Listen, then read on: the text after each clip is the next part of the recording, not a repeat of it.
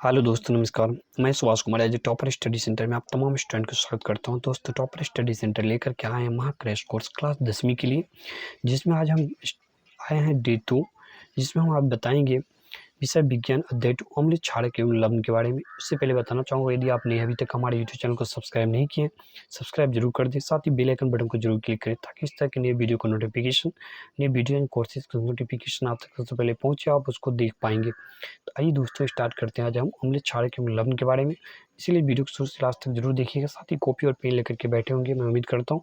और इसमें बताएंगे सारे टॉपिक को आप नोट भी करते चलिए, क्योंकि इसमें दोस्तों वो टॉपिक्स को हमने कवर किए जो एज ए बोर्ड एग्जाम से रिलेटेड और जो बहुत ही बीवी है, जो जानना हमारे लिए बहुत ही ज़रूरी है। ऐसे टॉपिक्स को हमने इसमें कवर किया बहुत ही आसान और सरल भाषा में।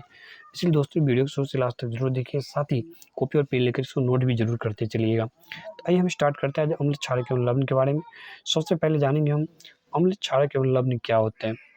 दोस्तों, कहते हैं अम्ल वो पदार्थ है जिसका स्वाद क्या होता है, खट्टा होता है। जो खाने में हमें खट्टा लगे तो समझ जाना वो अम्ल है। तो जो नीले लिटमस पेपर को लाल कर देता है, वही अम्ल कहलाता है। अरहेनियस के अनुसार अम्ल वे पदार्थ होते हैं जो जल में घोलने पर H+ आयन देते हैं। उदाहरण के तौर पर जैसे HCl, H2SO4, CH3 और CHO, ये हो गया। अम्ल के कुछ भौतिक गुण होते हैं और कुछ रासायनिक गुण होते हैं। तो आइए जानते हैं। अम्ल स्वाद में खट्टे होते हैं, जलीय विलयन में H+ आयन देते हैं। अम्ल जल में हाइड्रोनियम आयन का निर्माण करते हैं। अम्ल धातु कार्बोनेट या हाइड्रोजन कार्बोनेट के साथ अभिक्रिया कर CO2 निष्कासित करते हैं। अम्ल धातुओं से क्रिया करके लवण और जल बनाता है। ठीक। अम्ल जलीय विलयन में विद्युत धारा प्रभावित भी करते हैं। अब अम्लों के प्रकार प्रबल अम्ल होते हैं, यानी ऐसे अम्ल जो जलीय विलयन में पूर्णतः आयनित हो जाते हैं, वो प्रबल अम्ल कहलाते हैं। उदाहरण H2SO4, सल्फ्यूरिक अम्ल, HCl, हाइड्रोक्लोरिक अम्ल, HNO3, नाइट्रिक अम्ल। और प्रबल आयनों में प्रोटॉन अर्थात हाइड्रोजन आयन H+ त्याग करने की उच्च क्षमता होती है। इसी तरह दुर्बल अम्ल ऐसे अम्ल जो जलीय विलयन में पूर्णतः आयनित न होकर आंशिक रूप से आयनित होते हैं, उन्हें दुर्बल अम्ल कहते हैं।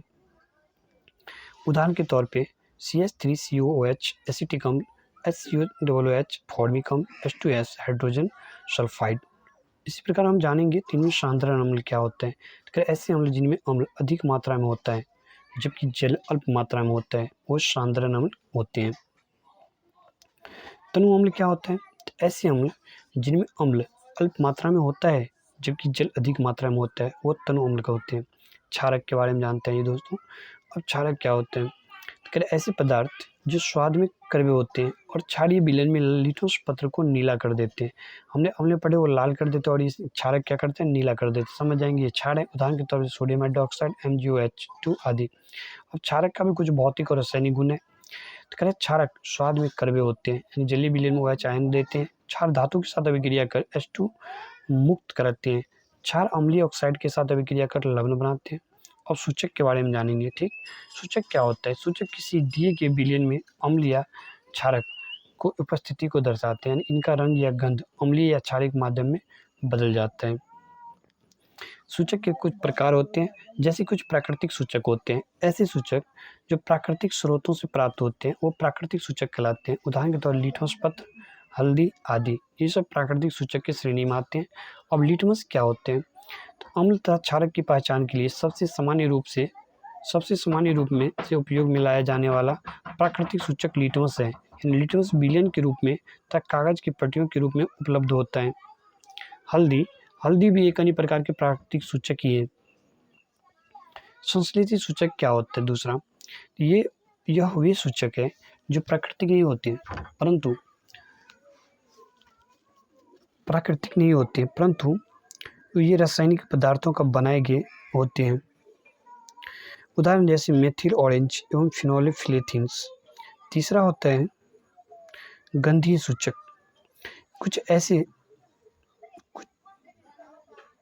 कुछ ऐसे पदार्थ होते हैं जिनकी गंध अम्लीय या क्षार के माध्यम में बदल जाती है। ऐसे पदार्थों को गंधीय सूचक कहते हैं। अब होता है चौथा सार्वत्रिक सूचक क्या होता है। तो सार्वत्रिक सूचक भिन्न रसायनों का बना हुआ वह मिश्रण होता है जो भिन्न भिन्न pH वाले पदार्थों के बारे में रंग परिवर्तन के द्वारा बता देता है कि वह क्षारक है या अम्ल है। इस प्रकार से हमने अम्ल और क्षार के बारे में पढ़ ली। अब अगला टॉपिक है लवन। तो आइए दोस्तों लवन के बारे में जानते हैं। उम्मीद करता हूँ कॉपी और पेन लेकर के बैठे होंगे और इन सारे टॉपिक को नोट भी करते चलते होंगे। तो आइए हम जानते हैं लवन के बारे में। लवन क्या होता है? कहते हैं जब अम्ल और क्षार एक दूसरे से अभिक्रिया करते हैं तब एक यौगिक बनता है, उसे ही लवण कहते हैं। यानी लवण के गुण क्या क्या होता है? तो लवण ठोस अवस्था में मिलते हैं। सामान्य लवण क्या होता है? हमेशा उदासीन होते हैं। लवणों के जलीय बिना विद्युतीय सुचालक होते हैं, उदाहरण जैसे NaCl और CaSO4 आदि। CaSO4 आदि।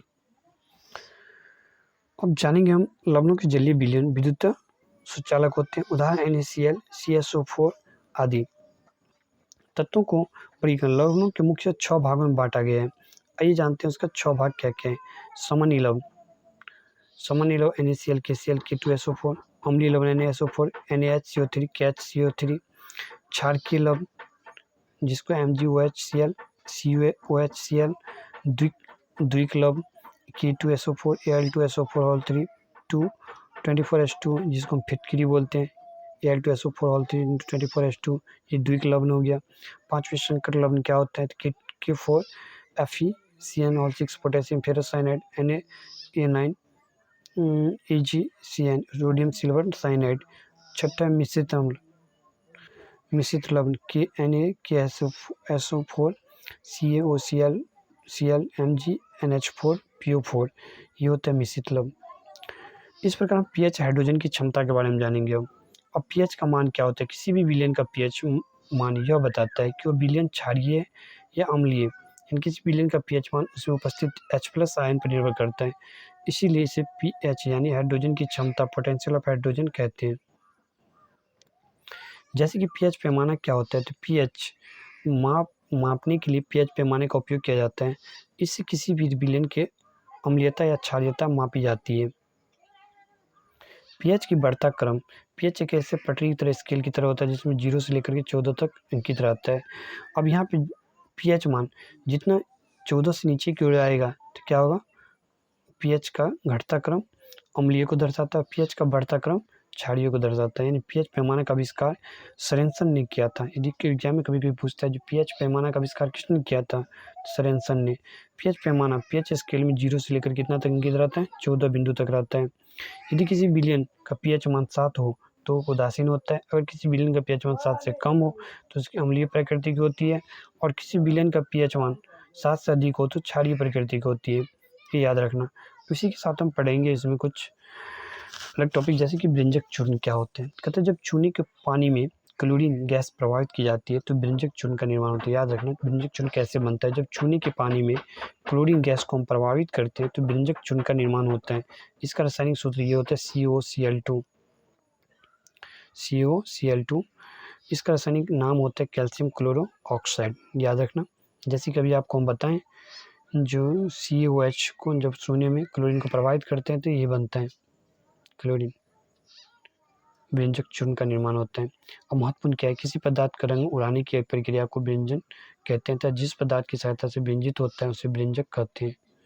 अब व्यंजक चूर्ण का उपयोग कहाँ कहाँ करते हैं? तो क्लोरोफॉर्म बनाने में, चीनी का रंग सफ़ेद करने में, व्यंजक के रूप में और जल को शुद्ध करने में किया जाता है। इसी प्रकार जानते हैं बेकिंग सोडा। बेकिंग सोडा का सूत्र होता है NaCO3 जिसको बोलते हैं सोडियम बाइकार्बोनेट। रासायनिक अभिक्रिया ये होता है जो NaCl को H2O + CO + NH3 के प्रेजेंटेशन जब अभिक्रिया करवाते हैं तो NH4Cl + NaHCO3 का निर्माण होता है, बेकिंग सोडा बनता है। अब बेकिंग सोडा का ऊष्मीय अपघटन क्या होते हैं? तो बेकिंग सोडा का ऊष्मीय अपघटन, जब बेकिंग सोडा को हम ऊष्मीय अपघटन करते हैं तो Na2CO3 + H2 + CO2 का निर्माण होते हैं। इस प्रकार से दोस्तों हमने अध्याय 2 के अम्ल, क्षारक और लवण के उस सारे टॉपिक को कवर किए जो भी इम्पोर्टेंट थे। मुझे पूर्ण उम्मीद है आपको सारे कुछ बहुत अच्छे से समझ में आया होगा। यदि नहीं है तो आप वीडियो को फिर से देखिए और इसमें बताएंगे सारे टॉपिक को आप नोट कीजिए, उसको बार बार प्रैक्टिस कीजिए। दोस्तों बताना चाहूँगा ये जो वहाँ क्रैश कोर्स चल रहा है इसका यदि आप A to Z सारे वीडियो देख लिए तो आप 10th का आपका 99% आपका तैयारी हो जाएगा कंप्लीट, और आप बेहतर से बेहतर मार्क्स से 10th क्लास को आप क्वालिफाई कर पाएंगे। मिलते हैं नेक्स्ट वीडियो में। यदि अभी तक आपने हमारे यूट्यूब चैनल को सब्सक्राइब नहीं किया, सब्सक्राइब जरूर कर लें, साथ ही बेल आइकन बटन को जरूर क्लिक करें ताकि इस तरह के नए वीडियो का नोटिफिकेशन आप तक सबसे पहले पहुंचे, आप उसको देख पाएंगे। थैंक यू दोस्त, मिलते हैं नेक्स्ट वीडियो में। जय हिंद।